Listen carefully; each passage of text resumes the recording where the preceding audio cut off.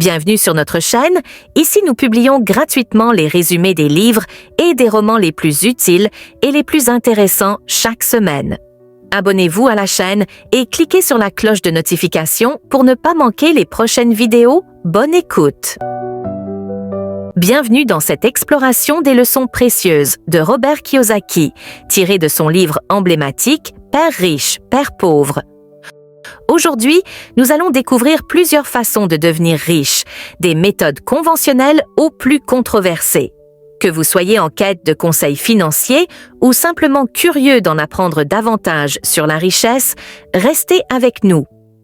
Dans son livre « Père riche, Père pauvre », Robert Kiyosaki vous présente quelques manières de devenir riche qu'il a apprises de son père riche.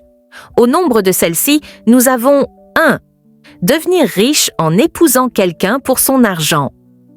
C'est un moyen très populaire d'accéder à la richesse, mais comme le père riche disait, on connaît le genre de personnes qui se marient pour l'argent. Se marier avec une personne riche offre un confort indéniable, mais ce n'est pas un conte de fées et ce n'est pas accessible à tous. Il faut être conscient des risques et s'assurer que la relation repose sur des bases solides. L'argent seul ne garantit ni le bonheur ni l'épanouissement personnel. 2. Devenir riche en devenant escroc. Père riche disait à ce propos, « Un escroc doit de toute évidence s'associer avec d'autres escrocs. La plupart du temps, les affaires sont menées sur la base de la confiance. Quel degré de confiance peut bien régner dans une association de filous? Si vous êtes honnête et que vous faites une erreur de bonne foi en affaires, vos partenaires comprendront et vous donneront une nouvelle chance. De plus, si vous apprenez de ces erreurs de parcours, vous évoluerez et deviendrez une meilleure personne. Mais si vous êtes un escroc et que vous commettez une erreur, soit vous vous retrouverez en prison, soit vos partenaires vous puniront en employant les méthodes expéditives qui leur sont familières. Escroquer peut vous rapporter des millions, vous offrir une vie de luxe et vous rendre tout-puissant. Mais votre chute est inévitable. Derrière chaque fraude, il y a des victimes et une justice qui finit par frapper. L'argent facile, c'est aussi l'argent maudit. 3. Devenir riche en étant cupide. Père riche disait, « Le monde est rempli d'individus qui se sont enrichis en se laissant guider par la cupidité. La personne cupide appartient à la catégorie la plus méprisable de toutes chez les gens riches. » Après l'effondrement boursier survenu en 2000, le monde a été inondé de révélations sur la cupidité régnant dans le monde des affaires. Nous a appris que des entreprises ont falsifié leurs états financiers, que des chefs de direction ont délibérément trompé les investisseurs, que des initiés se sont enrichis prodigieusement par des ventes illégales d'actions, que des cadres supérieurs incitaient leurs employés à acheter des actions de leur société au moment même où ils liquidaient les leurs. Pendant des mois, les informations télévisées ont été presque entièrement consacrées aux dirigeants de Wall Street qui s'enrichissaient en mentant, en trichant et en volant effrontément.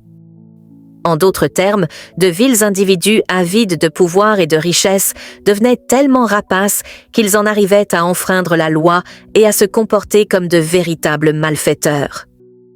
Les premières années du XXIe siècle ont été le théâtre de l'un des pires exemples de cupidité dans le monde et d'absence de scrupules de l'histoire, démontrant par là que les bandits ne sont pas seulement ceux qui vendent de la drogue, portent des masques et dévalisent les banques. 4. Devenir riche en étant avare. Père riche disait, « L'avarice est la méthode la plus courante pour s'enrichir. » Il expliqua sa pensée. Ceux qui aspirent à s'enrichir en étant pingres essaient de vivre en deçà de leurs moyens, plutôt que de chercher des moyens pour vivre mieux. Il disait aussi que si vous devenez riche en étant mesquin, vous ne demeurez pas moins toujours mesquin. Nous avons tous entendu parler de ces riches qui passaient tout leur temps à compter jalousement leur argent, courant les aubaines simplement pour en amasser davantage. Même s'ils ont suffisamment, ils vivent néanmoins comme des mendiants. D'après Père riche, avoir beaucoup d'argent et vivre mal n'était pas un comportement sensé. Père riche avait un ami qui avait vécu chichement toute sa vie, épargnant son argent, et ne dépensant jamais plus qu'il n'était nécessaire pour subvenir à ses besoins essentiels. Le plus triste dans cette histoire, c'est que ces 3 grands-enfants n'en pouvaient plus d'attendre que le vieil homme décède pour pouvoir mettre la main sur sa fortune. Après sa mort, ses enfants décidèrent de rattraper le temps perdu à végéter dans la pauvreté et ils ont tout dilapidé en moins de 3 ans. Après quoi, ils recommencèrent à vivre aussi pauvrement que leur père, même si celui-ci avait déjà eu beaucoup d'argent. Père Riche disait que les gens qui accumulaient de la richesse tout en vivant pauvrement vénéraient l'argent, faisant de celui-ci leur maître, plutôt que d'apprendre à faire de l'argent leur fidèle serviteur. 5. Devenir riche en travaillant très dur.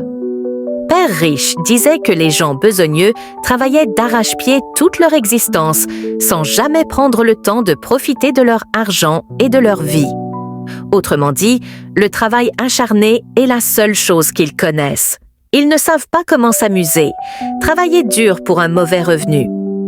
Père Riche m'avait aussi appris que beaucoup de personnes travaillaient très dur pour le mauvais type de revenu. Il disait que les gens qui travaillent fort physiquement pour leur argent s'épuisent pour la mauvaise sorte de revenus parce que les revenus obtenus par le travail sont aussi les plus taxés. Ils travaillent de plus en plus dur seulement pour se voir imposer toujours davantage. Selon Père Riche, travailler toujours plus dur pour un revenu dont le taux d'imposition est de plus en plus élevé n'est pas financièrement avisé. Les salariés font partie des catégories les plus lourdement imposées. Paradoxalement, ceux dont les revenus sont les plus faibles doivent aussi remettre le plus haut pourcentage en impôts. Alors que j'étais petit, Père Riche m'avait expliqué qu'il existait plus d'une catégorie de revenus, qu'il y a de bons revenus et de mauvais revenus. Les bons revenus sont ceux qui sont de moins en moins taxés, même s'ils explosent davantage. 6. Devenir riche en étant exceptionnellement intelligent, doué ou en possédant un don spécial. Père Riche s'appuie sur l'exemple de Tiger Woods, un golfeur exceptionnellement doué qui a passé des années à développer ce don. Cependant, être doué, supérieur intellectuellement ou remarquablement talentueux n'est pas un passeport automatique vers la richesse. Père Riche disait « Le monde est rempli de personnes douées et intelligentes qui ne sont jamais devenues riches. » Promenez-vous à Hollywood et vous verrez de belles personnes très intelligentes et talentueuses qui gagnent pourtant fort peu d'argent. Les statistiques montrent que 65% des athlètes professionnels ont dilapidé leurs gains 5 ans après la fin de leur carrière professionnelle. Prenons l'exemple du boxeur légendaire Mike Tyson. À son apogée, Tyson a accumulé plus de 400 millions de dollars grâce à la boxe et aux contrats publicitaires. Il a dépensé sa fortune de manière extravagante. Manoirs, voitures de luxe, bijoux, tigres domestiques et un style de vie excessif. Mauvaise gestion et entourage douteux. Son manager Don King l'a escroqué et il a contracté des dettes colossales. En 2003, il a déclaré faillite avec une dette de 23 millions de dollars. Dans le monde de l'argent, il faut bien davantage qu'un cerveau touché par la grâce du talent pour devenir riche. 7. Devenir riche en étant chanceux. Selon Père Riche, tenter de devenir riche en misant sur la chance est une méthode presque aussi populaire que d'essayer d'atteindre cet objectif en étant avare. Des millions de personnes parient des milliards de dollars dans les loteries, les casinos, les hippodromes, les événements sportifs, espérant toutes et tous faire fortune sur un coup du sort. Cependant, pour un seul chanceux, il y a des millions, voire des milliards de perdants. Des études ont démontré que la plupart des gagnants de la loterie se retrouvent à la case départ 5 ans après avoir empoché plus d'argent qu'ils ne pourraient gagner en 5 vies.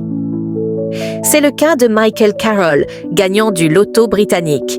En 2002, il a remporté 9,7 millions de livres sterling, environ 15 millions de dollars.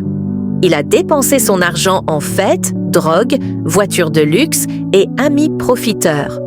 En moins de 5 ans, il était complètement ruiné et travaillait comme éboueur. Donc, même le fait d'être chanceux une fois ou deux ne signifie pas que vous conserverez votre fortune. 8. Devenir riche en héritant d'une fortune. Dès la vingtaine, vous êtes en mesure de savoir si vous héritez de quelque chose. Si vous savez que vous ne devez pas vous attendre à grand-chose de ce côté-là, alors vous devez de toute évidence vous tourner vers un autre moyen pour devenir riche. 9. Devenir riche en investissant.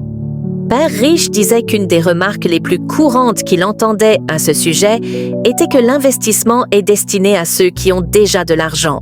Dans la plupart des cas, cette observation est fondée. Il y a aussi un autre obstacle si vous envisagez l'investissement comme moyen pour vous enrichir. Vous pouvez tout perdre si vous n'avez pas la formation nécessaire et l'expérience requise pour être un fin investisseur. Prenons l'exemple d'Eike Batista, ex-milliardaire brésilien. Il était l'un des hommes les plus riches du monde en 2012, avec une fortune estimée à 35 milliards de dollars, grâce à ses investissements dans le pétrole, les mines et l'énergie. Il a pris trop de risques financiers, emprunté massivement et exagéré les performances de ses entreprises. Ces sociétés se sont effondrées après des problèmes de production et une baisse des prix des matières premières. En 2017, il a été arrêté pour corruption et blanchiment d'argent. Comme nous l'avons tous constaté lors des crises financières, les marchés sont risqués et très volatiles, ce qui signifie que les gains réalisés un jour peuvent s'envoler le lendemain. Dans le secteur de l'immobilier, si vous utilisez l'argent de votre banquier pour vos investissements, il vous faudra des reins solides et une formation appropriée pour espérer faire fortune. 10. Devenir riche en bâtissant votre entreprise. Lancer son entreprise est l'un des moyens les plus couramment employés par les plus riches pour accumuler de l'argent. Cependant, démarrer une entreprise à partir de zéro demeure le moyen le plus risqué pour devenir riche. Par exemple, le prix d'achat d'une franchise se situe entre 100 000 $ et 1 500 000 $, et cela uniquement pour acquérir les droits de démarrage. Malgré le meilleur encadrement du monde, il n'y a aucune certitude d'accumuler une fortune. Les statistiques montrent qu'un franchisé sur 3 finit par déclarer faillite. 11e. Devenir riche en bâtissant votre entreprise de marketing de réseau. Père Riche a choisi de désigner le marketing de réseau comme une 11e manière de devenir riche, car il s'agit d'une approche nouvelle et différente. Le marketing de réseau est un moyen révolutionnaire de création et de partage de richesses accessible à tous. Un tel système est ouvert à quiconque fait preuve de motivation, de détermination et de persévérance. La plupart des entreprises de marketing de réseau s'intéressent à votre désir d'apprendre, de changer et de grandir sur le plan personnel. Père Riche considère cette méthode comme la meilleure de toutes, car leurs systèmes commerciaux sont plus équitables que les méthodes traditionnelles d'accession à la richesse. Voilà donc un aperçu des différentes manières de devenir riche selon Robert Kiyosaki. Chacune de ces méthodes a ses avantages et ses inconvénients, mais il est essentiel de se rappeler que la richesse véritable ne se limite pas à l'argent. Elle repose sur des valeurs, des choix éclairés et un état d'esprit positif. Quelle méthode vous semble la plus pertinente? Partagez vos réflexions dans les commentaires. Si vous n'êtes pas encore abonné, abonnez-vous et activez la cloche de notification. Merci de votre attention et à bientôt pour d'autres conseils inspirants.